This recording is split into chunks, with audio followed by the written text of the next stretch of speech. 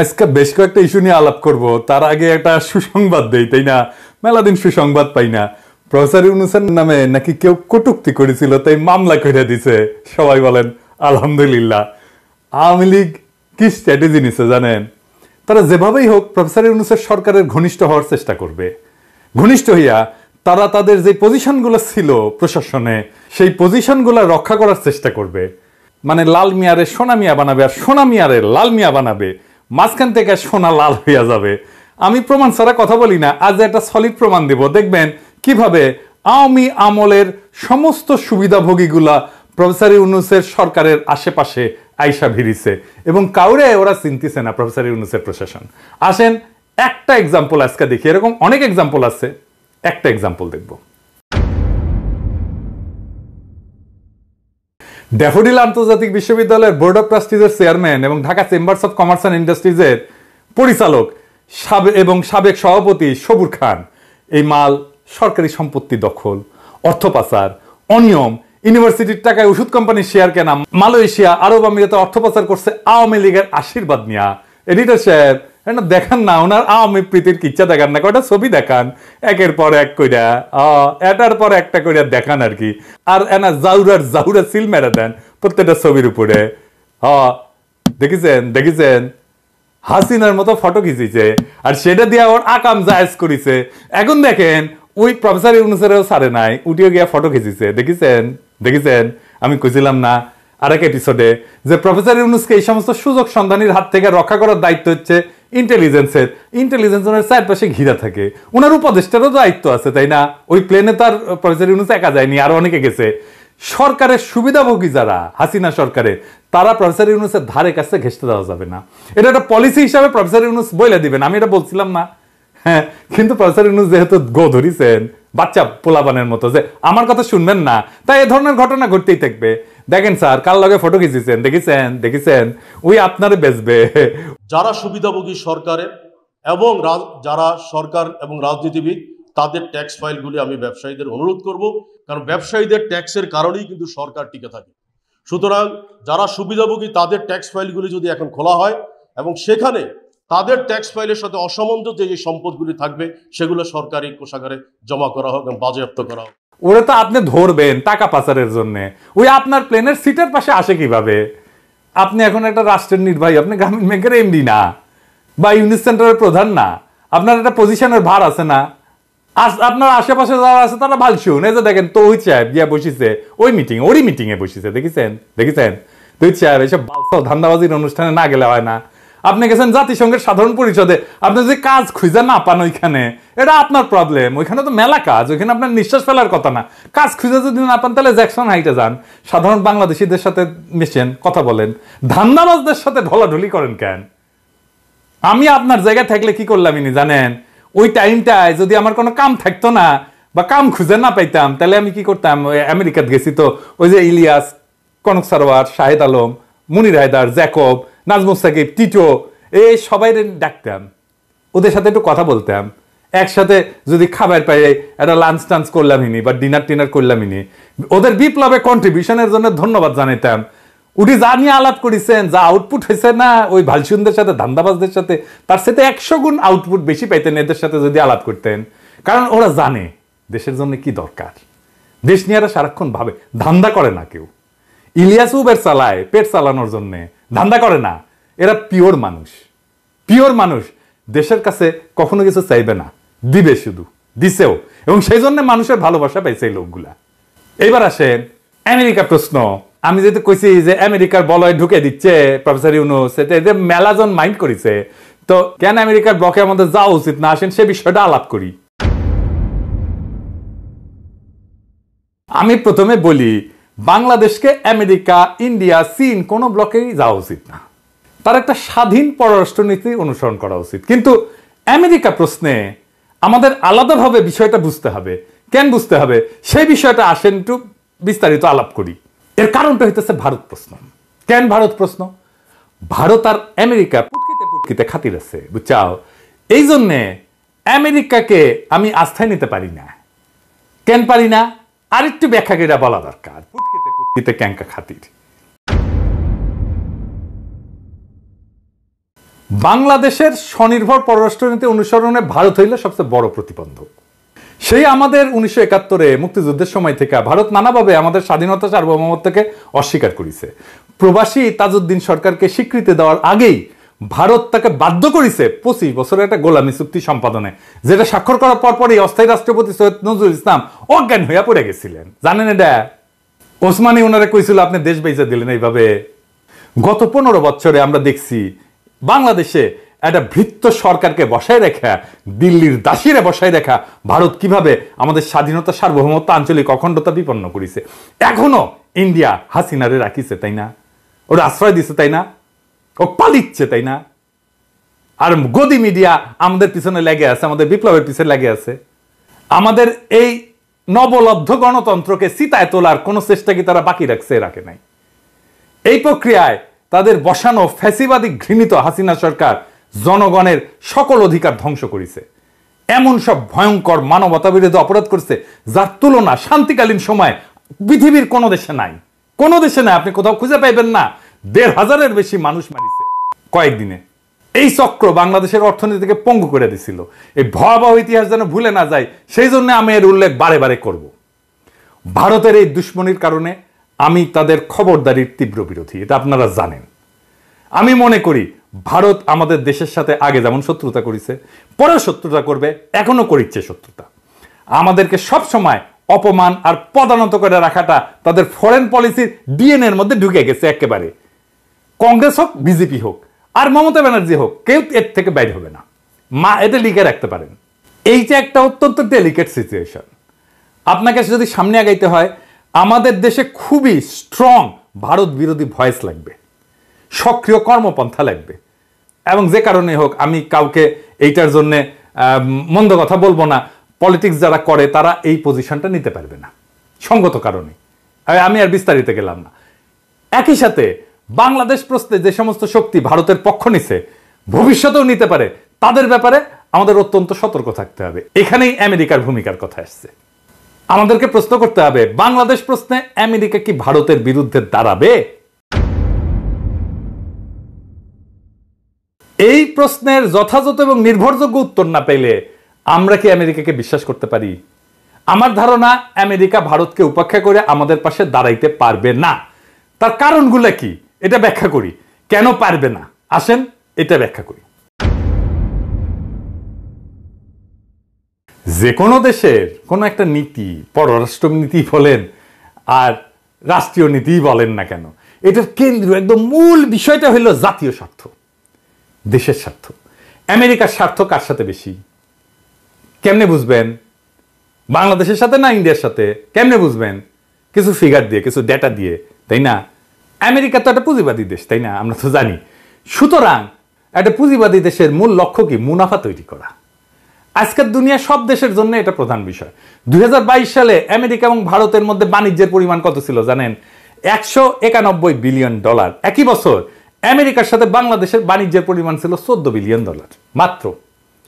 ভারতে আমেরিকার রপ্তানি ছিল $78 বিলিয়ন, মানে আমেরিকা যেটা রপ্তানি করে ভারতে। বাংলাদেশে আমেরিকার রপ্তানি ছিল $3 বিলিয়নেরও কম, 3 বিলিয়নেরও পৌঁছাতে পারে নাই। 2022 সালে ভারতে আমেরিকার সরাসরি বিনিয়োগ ছিল $46 বিলিয়ন। আর ওই বছর বাংলাদেশে আমেরিকার সরাসরি বিনিয়োগ ছিল $0.5 বিলিয়ন। আধা ফুটে পয়সাও দাম দেয় না আপনারে। এখন আপনারাই বলেন, আমেরিকার অধিক মুনাফা কার সাথে? বাংলাদেশের সাথে না ইন্ডিয়ার সাথে? ভারতের এত বড় রপ্তানি আর বিনিয়োগের বাজার বিসর্জন দিয়া আমেরিকা বাংলাদেশের সাথে থাকবে, এই চিন্তা আপনি কেমনে করবেন? ধুর পটান আমাদেরকে, আমরা বুঝি না। আমেরিকা কখনো আপনারে পাত্তা দিবে? কখনো ভারতের উপরে দিবে না। ভারত যেটা বলবে সেটা আমেরিকা মাইনা নেবে, এটা লিখে রাখেন। 2 নাম্বার, ইন্দো প্যাসিফিক অঞ্চলে চীনকে ঠেকানোর জন্য আমেরিকার নেতৃত্বে একটা কোয়াড হয়েছে না, জোট হয়েছে না? ওইটাতে ভারত অন্যতম সদস্য না? সদস্য তো। আমেরিকান প্রেসিডেন্টের ইন্দো প্যাসিফিক একটা কৌশলপত্র আছে, ওখানে কি বলছে জানেন? ইংরেজিতে কইছে যে a like minded partner and leader in South Asia. ইংরেজি যেহেতু কইছে ঠিকই কইছে, তাই না? তো অর্থাৎ এটার মানে হইতেছে যে সমভাবাপন্ন মিত্র এবং দক্ষিণ এশিয়ার নেতা এবং কোয়াডের চালিকা শক্তি ভারত। এবং ওই কৌশলপত্রের অ্যাকশন প্ল্যান, একটা প্রধান অ্যাকশন হইল support India's continued rise and regional leadership. তার মানে হইতেছে ভারতের যে ক্রমাগত উত্থান এবং আঞ্চলিক নেতৃত্বকে সহায়তা করা। এটা লিখিত পরিতরে ভাই, প্রেসিডেন্টের ডকুমেন্ট, আমেরিকান প্রেসিডেন্টের ডকুমেন্ট। দেখেন, এইটা হইল ভারতের প্রতি আমেরিকার শীর্ষস্তম স্তরে সরকারি নীতি। আমেরিকান প্রেসিডেন্টের এই কৌশলপত্রে বাংলাদেশের নাম খুঁজে পাবেন? খুঁজেন, পাবেন না। আমি পাই নাই, আপনারা পাইলে জানায়েন। এরপরেও কি কেউ ভাববেন যে ভারতের বিপক্ষে আমেরিকা বাংলাদেশের পক্ষ নেবে? তৃতীয়ত, আমেরিকায় ভারতের যে হিন্দুত্ব লবি, সেটাকে ইসরায়েলি লবির কাছাকাছি শক্তিশালী মনে করা হয়। আমরা কিন্তু খুব একটা এই বিষয়ে সচেতন না। এই হিন্দুত্ববাদী লবির চাপে ক্যালিফোর্নিয়ার গভর্নর বর্ণ প্রথা, এটা ক্যালিফোর্নিয়ার সংসদে নিষিদ্ধ করার সিদ্ধান্ত নিয়েছিল, ওইটাতে স্বাক্ষর করতে পারে নাই। এই যে অ্যান্ড্রু ককবার্নের যে প্রবন্ধ, এটাতে কয়েকটা গুরুত্বপূর্ণ ঘটনা এবং তাদের কার্যক্রমের বিশদ বিবরণ আছে, যা আমেরিকায় হিন্দুত্ববাদী লবির উত্থান এবং তার রাজনৈতিক সামাজিক প্রভাব তুলে ধরছে। এর মধ্যে কয়েকটা আমি এখানে উল্লেখ করি। যে এখানে দেখানো হয়েছে যে কিভাবে হিন্দুত্ববাদী সংগঠনগুলো, যেমন Hindu American foundation HAF, American রাজনৈতিক মহলে প্রভাব বিস্তারে সক্রিয়। তারা মার্কিন রাজনীতিবিদদের সাথে সংযোগ স্থাপন করে এবং তাদের কাছে ভারতের হিন্দুত্ববাদী এজেন্ডা তুলে ধরে। এইসব সংগঠন মার্কিন নীতি নির্ধারকদের প্রভাবিত করার চেষ্টা করে। যেমন তারা ভারতে মুসলিম সম্প্রদায়ের উপরে নির্যাতন এবং কাশ্মীর ইস্যুতে তারা মার্কিন নীতি নির্ধারকদের প্রভাবিত করার চেষ্টা করে যেন তারা ভারতের মুসলিম সম্প্রদায়ের উপর নির্যাতন এবং কাশ্মীর ইস্যুতে নীরব থাকে। 2 নাম্বার, 2014 সালে মোদির আমেরিকা সফরের কথা উল্লেখ করা হয়েছে এখানে। ওইখানে হিন্দুত্বপন্থী আন্দোলনের জন্য একটা গুরুত্বপূর্ণ মাইল ফলক হিসেবে বিবেচনা করা হয়। মোদি যখন প্রধানমন্ত্রী নির্বাচিত হয়, তখন তার উপরে 2002 সালে গুজরাট দাঙ্গায় জড়িত থাকার অভিযোগে আমেরিকার কিন্তু ভিসা নিষেধাজ্ঞা ছিল। কিন্তু প্রধানমন্ত্রী হওয়ার পর মোদি আমেরিকা সফর করতে সক্ষম হয় এবং ভারতীয় আমেরিকানদের মধ্যে ব্যাপক সমর্থন পায়। এবং তার ওই সফরের সময় নিউ ইয়র্কে ম্যাডিসন স্কোয়ারে তার জনসভা ছিল উল্লেখযোগ্য, যেখানে আমেরিকার রাজনৈতিক ব্যক্তিত্বরা উপস্থিত ছিলেন এবং তাকে সমর্থন জানাইছিলেন। এই প্রবন্ধে বিশেষভাবে উল্লেখ করা হয়েছে যে কিভাবে হিন্দুত্ববাদী লবি কাশ্মীরের স্বায়ত্তশাসন বাতিলের এই যে অনুচ্ছেদ 370, এটার পরিপ্রেক্ষিতে আমেরিকায় ভারতের অবস্থানকে সমর্থন জানাইতে সক্রিয় ভূমিকা নিয়েছিল। 2019 সালে ভারতের বিজেপি সরকার কাশ্মীরের বিশেষ মর্যাদা বাতিল করছিল না, মনে আছে না? তারপরে এই লবি মার্কিন রাজনীতিবিদদের প্রভাবিত করতে সচেষ্ট হয় যেন তারা ভারতের এই পদক্ষেপের সমালোচনা না করে এবং এই বিষয়টাকে ভারতের আভ্যন্তরীণ বিষয় হিসেবে দেখে। এই প্রবন্ধে আরো দেখানো হয়েছে যে কিভাবে হিন্দুত্ববাদী লবি ভারতে মুসলমানদের উপরে নির্যাতনের ঘটনাগুলোকে নিয়ে আন্তর্জাতিক সমালোচনা বন্ধ করার চেষ্টা করছে। ভারতে গোহত্যার অভিযোগে মুসলিমদের উপরে হামলা যেগুলো হয় না এবং নাগরিকত্ব সংশোধনী আইনের মতো মানে CAA এর মতো বিতর্কিত আইনের কারণে যে সমালোচনা বাড়তে থাকে, কিন্তু এই লবি মার্কিন রাজনীতিবিদদের প্রভাবিত করে যেন তারা ভারতের সমালোচনা না করে, বরং ভারতের সাথে সম্পর্ক মজবুত করার দিকে মনোনিবেশ করে। এবং এইভাবে ইন্ডিয়াতে হিন্দুত্ববাদী সংগঠনগুলো আমেরিকায় তাদের রাজনৈতিক সামাজিক প্রভাব বিস্তার করছে এবং একই সাথে ভারতের হিন্দু জাতীয়তাবাদী এজেন্ডাকে বৈশ্বিক মঞ্চে তুলে ধরছে। এখন বলতে পারেন যে ওইখানে তো বাংলাদেশের অভিবাসীরা আছে। বাংলাদেশের অভিবাসীদের আমেরিকার রাজনীতিতে বস্তুত কোনো প্রভাব নাই। এটা শুনতে খারাপ লাগবে, কিন্তু আসলে নাই। আমেরিকার বিভিন্ন স্থানে উল্লেখযোগ্য বাংলাদেশি থাকলেও তারা রাজনৈতিকভাবে সংগঠিত হয়ে উঠতে পারেন নাই। তাই এই হিন্দুত্ববাদী লবির সাথে তুলনা করার কোনো প্রশ্নই ওঠে না। এই লবির শক্তি এবং তার নেতিবাচক প্রতিক্রিয়ার কথা ভাইবা আমেরিকার অধিকাংশ রাজনীতিবিদ বাংলাদেশের পক্ষ নিয়ে ভারতের বিরুদ্ধাচারণ করবে না, এটা লিখে রাখতে পারেন। এখন আপনারাই বলেন, বাংলাদেশ প্রশ্নে আমেরিকার উপরে ভরসা রাখা যায় ভারতের এইরকম রোলের উপরে? তা আমি তো রাখতে পারতেছি না। আমার মনে হয় যে কোনো বুঝমান মানুষ এটা রাখতে পারবে না। তবে বিশ্ব রাজনীতিতে শেষ কথা বললে তো কিছু নাই, তাই না? গত 1 বছরে ভুটান ছাড়া দক্ষিণ এশিয়ার বাকি রাষ্ট্রগুলোতে ভারতের নীতির চরম বিপর্যয় ঘটছে। আমেরিকা যে আশা করছিল ভারত দক্ষিণ এশিয়ার নেতৃত্ব দেবে, সেটা ভুল প্রমাণিত হয়েছে। উল্টা এই অঞ্চলে ইন্ডিয়া আউট এখন প্রায় চূড়ান্ত। এই অবস্থায় আমেরিকা হয়তো তার নীতি পর্যালোচনা এবং পুনর্বিন্যাস করতে পারে এবং এই প্রক্রিয়ায় বাংলাদেশ সহ অন্যান্য দক্ষিণ এশীয় দেশগুলোর সাথে তারা আরো সরাসরি সম্পর্ক স্থাপনের প্রয়োজনীয়তা অনুভব করতে পারে।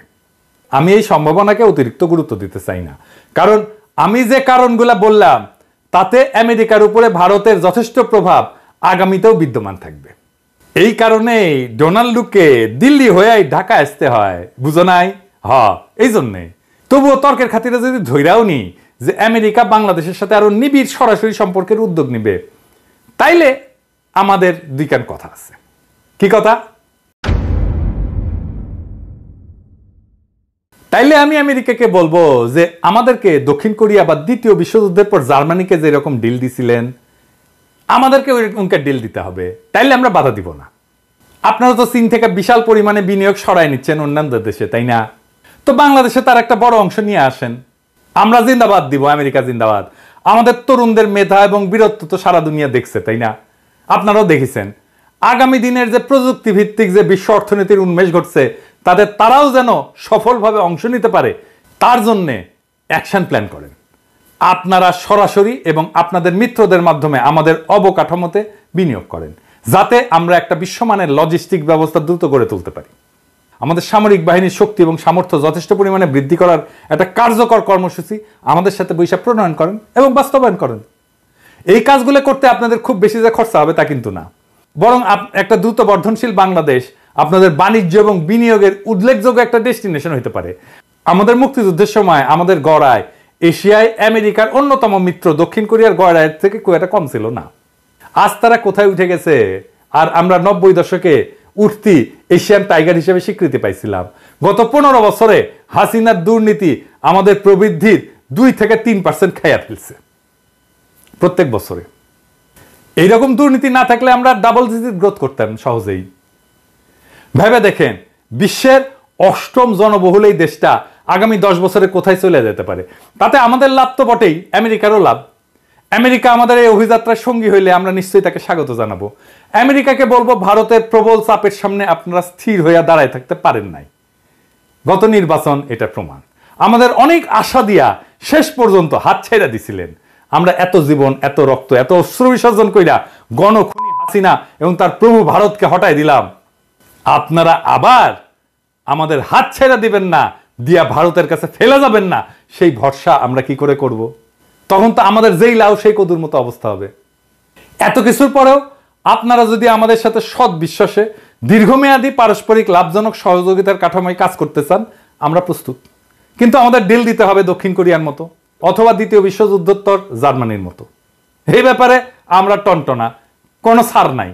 আমরা কিভাবে একসাথে কাজ করতে পারি তার একটা খসড়া রূপরেখা আজকে দিলাম আপনাদেরকে। আপনারা এই পথে আগাবেন কিনা সেটা আপনাদের সিদ্ধান্ত। তবে এটা মনে রেখেন, ভিত্তিহীন আশ্বাস এবং অর্থহীন প্রতিশ্রুতির উপরে আমরা আস্থা রাখবো না। আমরা আমাদের সব পথ অপশন খোলা রাখবো। আপনারা যদি আমাদেরকে ভারতের হেজিমনির মধ্যে ফেলে রাখতে চান, তাহলে সেটা আমরা কোনোভাবে মেনে নেব না। মেনে তো নিবই না, দরকার হলে আবার প্রাণ দেব। তাইলে আপনারা তো দেখতেই পারতেছেন, এরকম হইলে এইটার বিরুদ্ধে আমাদের ফের রুখে দাঁড়াইতে হবে, ফাইট করতে হবে। এবং সেই লড়াই চীন যদি আমাদের পাশে এসে দাঁড়ায়, তাহলে সেটাই হবে। কেস ক্লিয়ার, কথা ফাইনাল। আমার কথা কলে স্ট্রেইট। আমি কোনো হাঙ্কি পাঙ্কির মধ্যে নাই, আমি কোনো যদি কিন্তুর মধ্যে নাই। আমি এই প্রসঙ্গে মাহমুদুর রহমানের একটা কথা আপনাদের বলতে চাই। কুষ্টিয়ার আদালত প্রাঙ্গণে ছাত্রলীগের হামলার পরে রক্তাক্ত হয়ে বলছিলেন, আমি একাই ভারতের আগ্রাসনের বিরুদ্ধে দাঁড়াবো, লড়াই করব। এই লড়াই কিন্তু উনি একা করেন নাই। এই লড়াইয়ে যে দ্বীপ তিনি জ্বালায় গেছিলেন, সেটা দাবানল হয়ে ছড়ায় গেছে সারা দেশে। আমেরিকা যদি মনে করেন সামেসিকনে আপনাদের এজেন্ডা বাস্তবায়ন করে ফেলবেন, তাহলে মনে রেখেন সেই স্বপ্ন দুঃস্বপ্নে পরিণত হবে। আমি এপিসোডগুলোতে একটা শহীদের গল্প বলি। আজকে যে গল্পটা বলবো সেটাও খুব মহাকাব্যিক গল্প, খুবই বেদনার গল্প। আসেন সেই গল্পটা শুনি। পুলিশের সন্তানের রক্ত আর আমাদের সন্তানের রক্ত এই বিপ্লবের মাটিতে আজ একাকার। বিপ্লবের মঞ্চে রাজারবাগের উপপরিদর্শক ময়নাল হোসেনের ছেলের রক্তও একাকার হয়ে গেছিল। আমরা পুলিশকে অনেক সময় শত্রু বলে মনে করি। হারুন, মনিরুল, বিপ্লবদের দেখেই এই ধারণাগুলি আমরা গড়ে তুলি। কিন্তু এই বিপ্লবের আর এক প্রান্তে ময়নালের মতো পুলিশ কর্মকর্তাও আছেন, যাদের সন্তানও সেদিন শহীদের তালিকায় নাম লিখিয়েছিল। সেদিন ছিল শনিবার। ঢাকা মেডিকেল কলেজ হাসপাতালের ওয়ার্ডগুলোতে ময়নাল হোসেন আর তার স্ত্রী ছোটাছুটি করছিলেন। হাতে তাইমের ছবি। তাইম ময়নাল হোসেনের ছেলে। কেউ কি দেখেছে তাদের 17 বছরের ছেলেকে? ঘুরছিলেন, ছুটছিলেন, হতাহতের তালিকায় নাম খুঁজছিলেন। কিন্তু যখন একজন সাংবাদিক ছবি দেখে মর্গে খুঁজতে বললেন, তখন তাদের দৌড় থামল না, সেই দৌড়ে চলে গেলেন লাশ ঘর পর্যন্ত, মর্গে। যখন মর্গের দরজা খুলল, তারা দেখলেন তাইম ছররা গুলিতে রক্তে ভেজা দেহ নিথর হয়ে শুয়ে আছে। ময়নাল স্তব্ধ হয়ে দাঁড়িয়ে গেলেন, আর তার স্ত্রী চিৎকার করে উঠলেন, ও আল্লাহ, আমার পোলারে কে মারলো? তুই আমারে না বইলা কেন বাইর হয়েছিলি?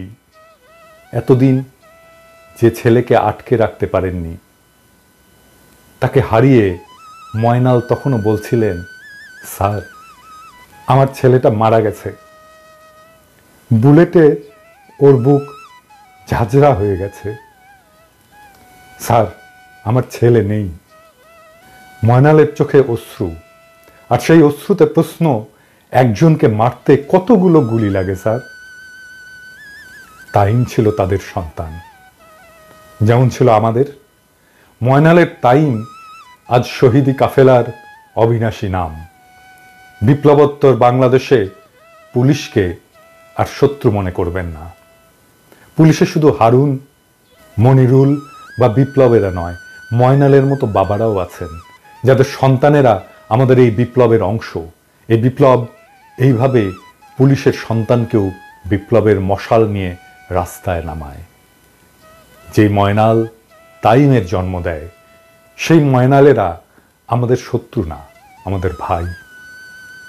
সেই ময়নাল পুলিশ হয়েও গর্বে আমাদের মাথা উঁচু করে দেয়, এক নতুন বাংলাদেশ গড়ার স্বপ্ন দেখায়, যেই বাংলাদেশ মজলুম আর জালিমে বিভক্ত নয়, যেই বাংলাদেশ শুধুই নাগরিকের, যাদের একটাই লক্ষ্য দেশকে এক অনন্য উচ্চতায় পৌঁছে দেওয়া, যেখানে আমাদের চিত্ত ভয়শূন্য আর শির হিমালয়ের চাইতেও উঁচু। আমরা দেশকে ওই উচ্চতায় নিয়ে যাব আমাদের শহীদের রক্তের কসম। ইনকিলাব জিন্দাবাদ।